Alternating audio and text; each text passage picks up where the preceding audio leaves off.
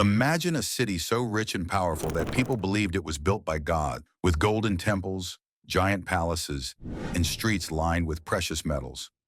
But in just one terrible day and night, it disappeared under the sea forever. Was Atlantis just a legend, or was it real? History Channel recently posted a 1.5 hour long video called Atlantis Found, The Search for the Lost City.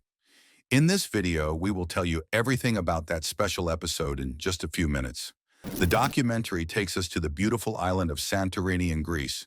From far away, Santorini looks like a broken ring, with white houses clinging to steep black cliffs. But hidden under its beauty is a dark past, the story of one of the biggest volcanic eruptions in human history. Dr. Martin Pepper, a geologist and explorer, leads this investigation.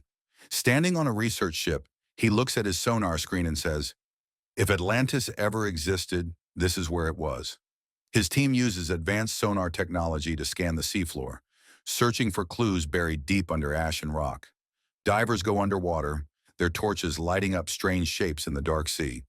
They swim through thick layers of pumice stone and volcanic ash. One diver says through his radio, "It's like swimming through history. This place was destroyed in an instant."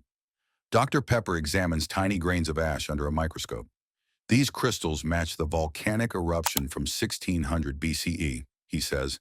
That blast was so strong it spread ash across Egypt and Turkey. It must have felt like the end of the world.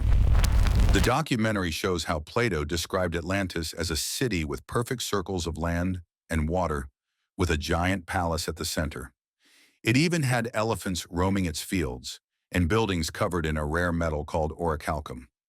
When Dr. Pepper overlays satellite images of Santorini's caldera with Plato's descriptions, they match almost perfectly. The island's collapsed center forms rings around a deep blue lagoon, just like Plato's story. The divers also find underwater terraces and rock walls shaped by ancient lava flows. One diver says, "These look almost man-made, but thousands of years underwater. It's hard to tell what's natural and what was built." On land, Dr. Pepper explores the buried city of Akrotiri. He walks through ancient streets lined with multi-story buildings and touches clay pipes that once carried hot and cold water. They even had flushing toilets, he says. This place was so advanced. It's like finding a modern city hidden in the past. But the historian with him explains, Plato spoke of a giant empire with armies and elephants. Akrotiri was rich and advanced, but it wasn't a war kingdom. Maybe he turned a real city into a legend to teach a lesson about pride and power. As the sun sets over Santorini, Dr. Pepper looks at the calm sea and says, maybe Atlantis isn't just a city under the water. Maybe it's a memory of this place, a true story turned into a legend that people will never forget.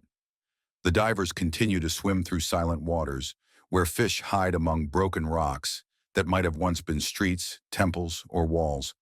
The waves whisper secrets that have been hidden for thousands of years. In the end, Dr. Pepper says, we didn't find golden palaces or giant statues, but we found something even more real, proof that nature can destroy entire civilizations in a single day. And that is how legends like Atlantis are born.